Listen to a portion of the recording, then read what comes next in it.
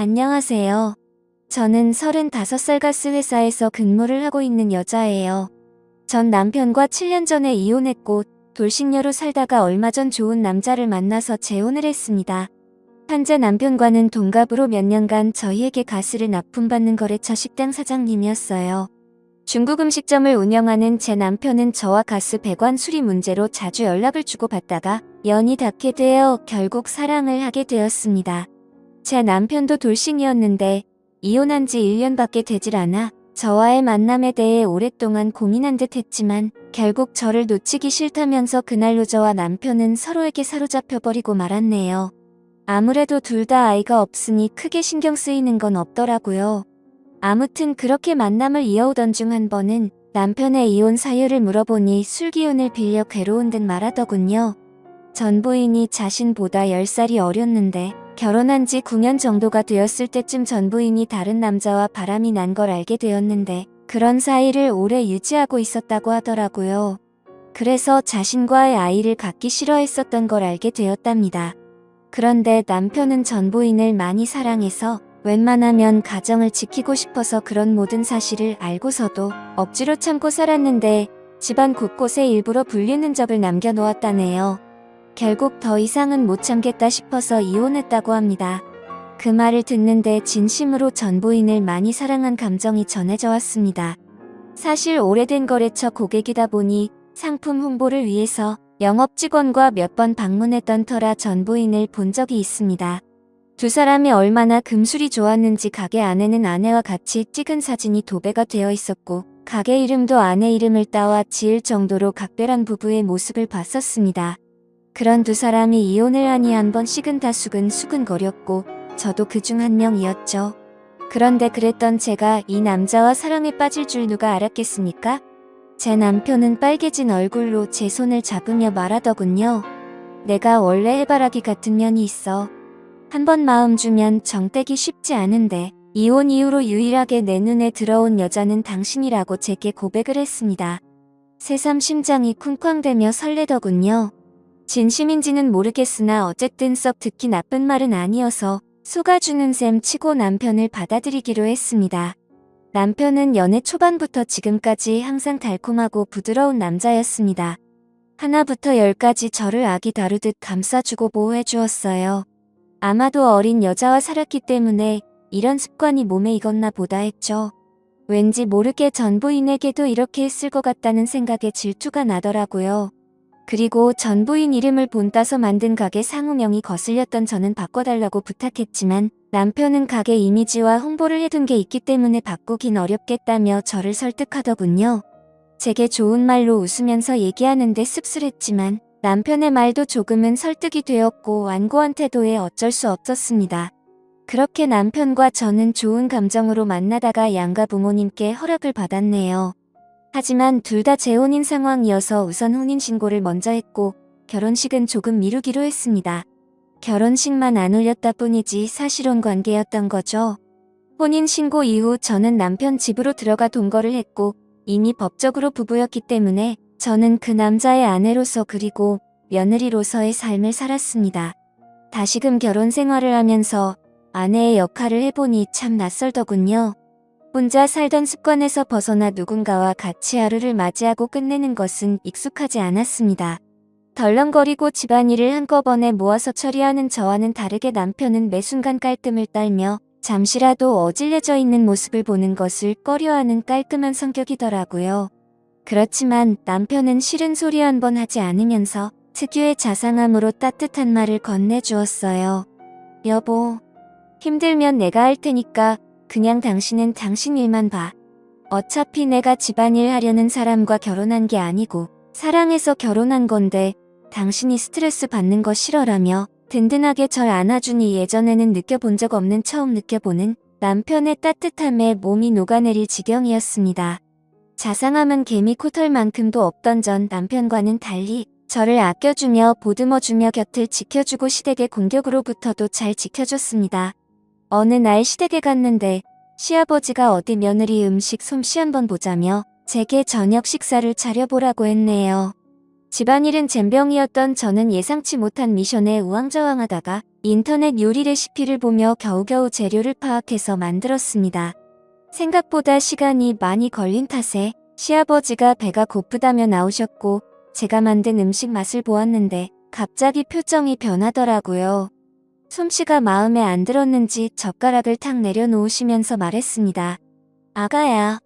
아니 참 내 마흔을 앞두고 있는 너한테 아가야라고 말하기도 참 벨스럽구나. 나이면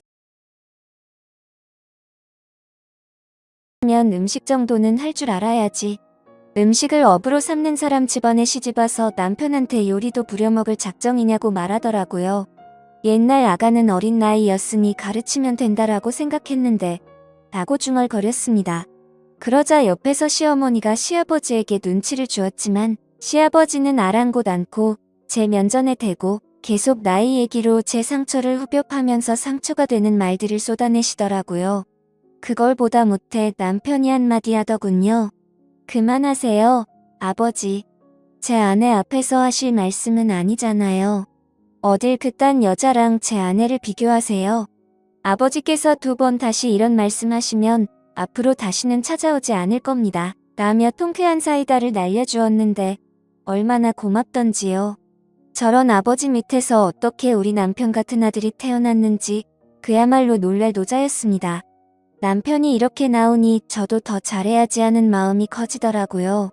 전 남편과의 이혼 사유가 시댁과의 갈등이었던지라 재발 방지 차원으로 저는 긴장을 늦추지 않고 건성으로나마 그냥 아버님 성격을 내내 맞춰드렸습니다. 어색한 분위기 속에서 저녁 식사를 마친 후 어머니는 틀어져 버린 부자 사이가 마음에 쓰이셨는지 술상을 봐오셨습니다. 시아버지와 남편은 잔을 주고받으며 얘기를 나눴고 저는 시어머니와 부엌에서 과일을 먹으며 얘기를 하던 도중 깜짝 놀랐습니다. 사실은 얼마 전 전며느리였던 아이가 우리를 찾아오지 않았겠니? 라고 말하더라고요. 다시 우리 아들이랑 합치고 싶다면서 도와달라고 무릎까지 꿇고 간절하게 말했답니다. 시아버지가 전며느리를 싹싹하고 애교가 많아서 많이 예뻐했었다고 말하시더군요. 그러면서 시어머니는 바람난 며느리 난 그렇게 용서가 안 되는데 니네 시아버지는 전혀 아랑치 않고 사람은 누구나 실수할 수 있는 법이라며 달래기 바쁘더라고 라고 시어머니께서 귀띔을 해주시는데 어쩐지 식사 내내 저와 그 여자를 비교를 했던 거구나 싶었네요. 황당하고 불쾌해서 귀가 더러워지는 기분이었습니다. 바람은 실수고 음식 솜씨는 실수라고 봐주시기 어려웠던 건지 벼랑간 바람난 며느리 뭐 예쁘다고 비교질 해대나 싶었는데 이미 전 며느리의 수작질이 깔려 있었던 겁니다. 밤이 깊어가자 시부모님은 자고 가라고 제안하셨습니다만 저는 시아버지가 거북했죠. 그래서 저는 남편과 함께 집에 가겠다며 단칼에 거절했습니다. 저는 취한 남편을 대신해서 운전대를 잡았고 시부모님께 인사를 드린 후 차를 출발시키고 한참 주행하고 있는데 갑자기 남편이 속이 울렁거린다며 차를 잠시 세워보라고 하더군요. 남편은 내리자마자 속을 비워냈고 목이 마르다며 등을 두드리고 있던 제게 건너편 편의점에서 물 좀 사다 달라고 부탁했습니다. 저는 알겠다고 잠깐만 기다려보라고 말하고 편의점으로 가기 위해 파란불에 건널목을 건너던 찰나 브레이크를 밟는 소리와 동시에 그 자리에서 쓰러지고 말았습니다. 하필 신호를 지키지 않았던 차에 교통사고를 당하고 말았던 거죠. 남편은 술이 확 깼는지 놀라서 달려왔고 쓰러진 저는 병원에 실려가 온갖 검사를 마친 후에 입원을 하게 되었습니다. 의사 선생님께서는 다행히 심각한 건 아니지만 인대 쪽에 문제가 생겨 당분간 다리를 쓰긴 어렵다고 말하더군요. 답답해도 나중에 고생하지 않으려면 몇 달간만 잘 참으라고 했습니다. 그렇게 친정시댁 식구들은 제가 교통사고를 당했다는 소리에 한달음에 달려오셨고 남편은 다 본인 탓이라며 그때 아내한테 물 심부름만 시키지 않았으면 교통사고 나지 않았을 거라고 울면서 자책했습니다. 저는 오히려 그런 남편을 위로하며 나 괜찮다고 너무 걱정하지 말라고 얘기해 주었네요. 시아버지는 그 와중에서도 혀를 끌끌 차시며 시댁에서 자고 가라는 말을 안 들어서 벌받은 거라고 하시는데 대꾸할 힘도 없었던 저는 몸 아픈 것도 서러운 판국에 그마저도 꼭 참아내야만 했습니다. 남편은 그 후로 병원에서 먹고 자고 하며 전보다 몇 배로 제게 신경을 써주며 잘해줬습니다. 다리가 불편해서 밥도 제대로 못 챙겨 먹을까봐 손수 떠먹여주고 난 후에야 가게를 나갔고 하나부터 열까지 다 챙겨주더라고요. 남편이 허구한 날 시켜주고 재워주고 먹여주니 정말로 아기가 된 느낌이었습니다. 저는 보험 때문에 5인실에 입원했는데 주위 사람들이 하나같이 신랑 너무 잘 만났다며 부러움을 샀어요. 일도 안 가고 남편과 깨소금을 풍기며 같이 있으니 오히려 더 행복한 나날이었습니다. 그러던 찰나 어느 날 남편이 퇴근을 하고 찾아와서 무거운 얼굴로 저를 바라보았습니다. 여보, 나 사실은 요새 가게 매출이 많이 떨어져서 지방에 계신 스승님을 좀 찾아뵈어야 할 것 같아. 가서 신메뉴 개발 조언도 좀 얻고 여러 가지 방안도 연구할 겸 한 일주일 동안은 다녀와야 할 것 같은데 어떡하지? 그 말에 조금은 서운했지만 내색하지 않고 괜찮다고 잘 다녀오라고 했습니다. 어느 정도 다리도 많이 나았고 못발 쓰면 거동도 할 만하다고 애써 웃어 보였어요. 남편은 제가 맘에 쓰였는지 떠나간 일주일 동안 저를 돌봐줄 친정엄마에게 용돈을 챙겨드렸고 의사와 간호사 선생님께도 잘 좀 봐달라는 얘기를 남겨 일주일 동안 출장을 가게 되었습니다. 매일 같이 붙어있던 남편이 있다가 없으니까 허전하더라고요. 주위에 같이 입원한 환자들도 하나같이 신랑은 어디 갔냐고 찾았습니다. 저는 자초지종을 설명하고 틈만 나면 목소리라도 듣고 싶어 전화를 걸었지만 받지를 않았고 몇 분 후 당분간 연락이 어려울 것 같다며 일 다 끝나고 연락하겠다고 제게 장문의 톡만 보내왔습니다. 이해는 하지만 남편의 빈자리가 컸던 저는 기분이 좀 그렇더라고요. 뭐 얼마나 바쁘길래 전화도 제대로 못하나 싶었습니다. 하루 이틀은 그래도 어떻게 버텼는데 3일 4일이 지나니 정말 보고 싶어서 도저히 못 버틸 지경이었습니다. 제가 이렇게 남편을 사랑하고 있는 줄 짧은 헤어짐으로 알게 되었네요. 그 사이 저는 담당 주치의에게 퇴원을 희망한다고 말을 하였고 의사도 퇴원을 해도 좋다고 허락을 받았습니다. 마침 남편이 돌아오기 하루 전날이라 오전 중 퇴원 수속을 받고 집으로 갔죠. 그런데 뭔가 이상한 기운이 감돌았습니다. 거실에는 너저분하게 쌓여져 있는 병들이랑 캔, 그리고 치워놓지 않은 마른 안주들이랑 널브러져 있었고 부엌에는 반찬통이며 김치통이며 뚜껑이 열려진 상태로 방치되어 있었습니다. 안방에는 침구류가 흩어져 있었고 화장실은 쓰레기들이 굴러다녀 하수구가 막혀서 물조차 제대로 내려가지를 않더라고요. 분명 남편의 성격상 깔끔한 상태로 집안이 잘 정리되고 있을 줄만 알았는데 이게 어찌된 영문인지 알 수가 없었습니다. 저는 저를 케어해 주시던 친정 엄마와 함께 역한 냄새를 참아가며 불편한 몸을 이끌고 조금씩 청소를 시작했고 한참 고생을 해서 간신히 집 상태를 되돌려 놓을 수 있었습니다. 저는 석연찮은 마음을 뒤로한 채 친정 엄마를 돌려보냈고 혼자 침대에 누워 내일 올 남편을 깜짝 놀래켜주기 위해 이런저런 이벤트를 생각하고 있었는데 갑자기 새벽 2시쯤 도어락이 열리는 소리가 들리며 누군가가 들어오는 소리가 나더라고요. 잠이 들락말락했던 저는 순간 정신이 확 들었고 숨을 죽이고는 잔뜩 겁을 먹은 채 힘들게 몸을 일으켜 조용히 방문 쪽으로 다가갔습니다. 자기야, 우리 집 이렇게 깨끗하게 청소하고 공항 갔었나? 라는 여자 목소리가 들리더라고요. 문을 살짝 열고 봤더니 그 여자는 몇 년 전 제가 봤던 전 남편의 부인이었습니다. 순간적으로 너무 큰 충격을 받았고 도대체 왜 제 남편이 전 부인과 함께 우리 집으로 들어온 거지라는 생각과 동시에 가슴이 두근대기 시작했었죠. 즉각적으로 안 좋은 예감이 들었습니다. 전 부인이 뺀질나게 시댁에 드나들더니 기어코 우리 남편을 유혹을 했나 싶어 숨이 막히는 기분이었습니다. 남편은 뭔가 꺼림직했는지 주위를 둘러보는 듯 하다가 이내 방을 향해서 오더라고요. 저는 순간적으로 저도 모르게 장롱 속으로 일단 급하게 몸을 숨겼습니다. 이내 안방 불이 켜졌고 그토록 그리웠던 남편이 제 눈앞에 들어오더라고요. 그런데 표정이 너무 어두워져 있었고 제가 알던 남편이 맞는지 의심스러웠습니다. 이내 방을 둘러보더니 촉이 왔는지 어딘가로 전화를 걸더군요. 여보세요. 김미나 환자 보호자 되는 사람인데 혹시 김미나 씨 퇴원했나요? 라고 묻는데 심장이 쿵쾅쿵쾅 떨렸습니다. 남편의 어두운 표정을 보고 있으니 뭔가 제가 죄를 짓고 숨어 있는 건가 싶고 두렵더라고요. 남편은 전화를 끊으며 앞에 있는 전 부인한테 말했습니다. 큰일 났어. 아무래도 우리 집사람 퇴원한 것 같아. 집안 청소 싹 하고 집에 없는 걸 보니 친정에 간 것 같은데 너 이제 돌아가. 그리고 내 뜻대로 일주일 동안 이별 여행 다녀왔으니까 완전히 우린 끝난 거야. 알겠지? 라며 전 부인의 어깨를 부여잡더라고요. 순간 판단력이 흐려지며 머리가 새하얗게 멍해졌습니다. 이별 여행. 이게 무슨 말인가요? 이별 여행이라니요. 다들 생각하듯이 남편은 일주일 동안 지방에 있는 스승님께 간다는 말은 거짓말이었습니다. 사실은 전 부인하고 일주일 동안 이별 여행을 갔다가 왔던 거였죠. 그것도 교통사고 나서 병원에 입원하고 있던 저를 내팽겨두고 말입니다. 그 말을 듣는데 배신감에 눈물이 나고 손이 부들부들 떨리더군요. 믿었던 남편의 배신에 치가 떨렸습니다. 남편의 전 부인. 아니죠. 남편의 상간녀는 남편에게 안기며 말하더군요. 오늘 하루만 더 자기랑 같이 있었으면 했는데 도움을 안 주네. 어쨌든 고마워 자기야. 내 부탁 들어줘서. 자기한테 미련이 남아서 예전 시댁에도 찾아가고 그랬는데 이걸로 만족할게.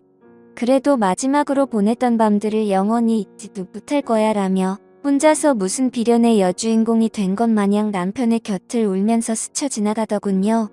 남편은 전 부인을 밖으로 내보내고 한숨을 내쉰 후에야 제게 전화를 걸었습니다. 그래서 저는 장롱에서 천천히 나갔죠. 그러자 남편은 엄청나게 당황해하면서 말하더라고요. 여보, 언제부터 거기 있었어? 당신이 왜 거기 있는 거야? 라고 심하게 말을 더듬는데 저는 제 휴대폰을 남편에게 확 집어던지고는 울고 불며 난리를 쳤습니다. 야, 이 분리수거도 안 되는 쓰레기야. 어떻게 네가 교통사고까지 당한 날 내팽겨치고 전 부인이랑 여행을 다녀올 수 있어? 네가 짐승이지 사람이야. 어떻게 네가 나한테 그럴 수가 있어 라며 숨을 헐떡거리며 울었습니다. 그러자 남편은 가슴 아픈 얼굴로 허울 좋게 저를 위로하며 달래더니 꼭 안아주면서 말하더군요. 미안해. 다 내 잘못이야.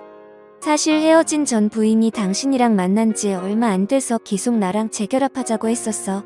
내가 안 통하니까 우리 부모님한테도 찾아갔더라고. 그런데 내가 당신하고 결혼 약속까지 다 했는데 이제 와서 어떻게 배신을 해. 전 부인한테 한참 동안 여러 번 알아듣게 설명했는데 끝끝내 이별 여행 다녀오면 날 놓아주겠다고 하더라고. 그래서 어쩔 수 없이 다녀온 거야. 내가 당신을 사랑하니까 정말로 그 여자랑 다 끝내려고 이별 여행 간 거라고 말했습니다. 이별 여행을 다녀온 것도 다 저희 부부 사이를 위해서라고 합리화시키는데 대꾸할 가치도 없는 멍멍이 소리에 허탈함과 실망감까지 도저히 어떻게 할 수가 없겠더라고요. 어이가 없던 저는 물었습니다. 그럼 집안 꼬라지는 왜 이렇게 어질러 놓은 건데? 설마 나 입원하고 있는 사이 그 여자랑 우리 신혼집에 들어와서 산 거야? 남편은 우물쭈물하다가 한참 고민을 하다가 말하더군요. 원래 전 부인이랑 6년간 살았던 곳인데 여기 집 구할 때 전 부인 친정에서 돈을 보태줬어. 전 부인 귀책 사유로 이혼하게 되면서 나한테 다 넘겼었는데 바람난 남자와 헤어지고 갈 곳이 없다며 찾아왔더라고. 그래서 당신이 입원하고 있는 사이 이 집에서 잠시 있게 해준 거야. 그냥 나도 모르게 좀 불쌍하더라고. 그래서 저는 지금 그걸 말이라고 하냐고 따져 물었습니다. 옛날에 그 여자 집에서 돈 좀 보태줬다는 걸 빌미로 나랑 신혼생활을 하고 있는 이 집에 그 여자를 들여놓다니 말이 된다고 생각해. 그리고 그것만으로도 용서가 안 되는데 이별 여행까지 갔다니 말이 되냐고. 내가 만약 교통사고 안 났으면 어쩌려고 그랬냐? 이런 걸 보고 하늘이 도왔다고 하는 건가? 나 니들 절대로 용서 못해. 가만두지 않을 거야 라고 말했죠. 제가 속이 좁은 건지 모르겠지만 이딴 짓을 벌인 남편을 도저히 이해할 수가 없고 용서할 수가 없었습니다. 이별 여행 어디서 그럴듯한 말로 불륜지를 포장하는지 그따위 건 개나 주라 그래요. 그들에게 로맨틱했던 일주일의 시간을 아무것도 모르고 남편을 그리워하며 보냈던 걸 생각하니 더욱 울분이 치솟았습니다. 저는 악에 받쳐 소리를 지른 후 남편의 만류를 뿌리치고 자리를 박차고 나와 목발을 짚고 새벽 밤거리를 울면서 걸었네요. 여태 흘린 눈물 모은 것보다 더 펑펑 쏟았던 것 같습니다. 그토록 사랑했던 내 남자의 극단적인 행동에 충격을 받은 저는 친정집에 머물면서 결국 남편과 하는 시간을 갖자고 했네요. 남편은 틈만 나면 찾아와서 제게 당신이 생각하는 그런 일은 전혀 없었다고 싹싹 비는데 마음이 돌아선 저한테는 남편의 모든 행동이 믿음이 가지 않았습니다. 그러자 남편이 말하더군요. 그 여자랑 끝났다는데 왜 내 말을 믿지를 못해? 당신이 나 없이 살 수 있을 것 같아? 당신이 지금 날 못 믿고 이렇게 헤어지면 지금 나한테 이렇게 대한 걸 후회할 거고 그 여자처럼 날 다시 찾게 될 거야. 왜 여자들은 뻔한 행동을 계속하는지 모르겠네. 당신 나중에 그때 가서는 소용없어. 내 말 명심해.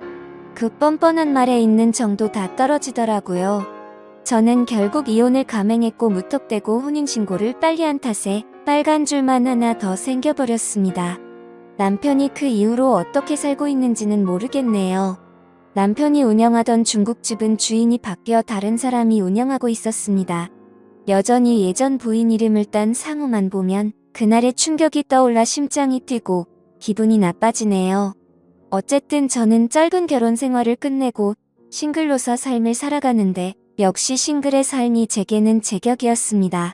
제 인생의 결혼은 2번 다시 없으리라 장담할 수 있어요. 대신 자유로운 연애는 실컷 하고 살게요. 이제는 결혼보다는 연애가 좋은 것 같습니다. 제 사연을 읽어주셔서 감사합니다.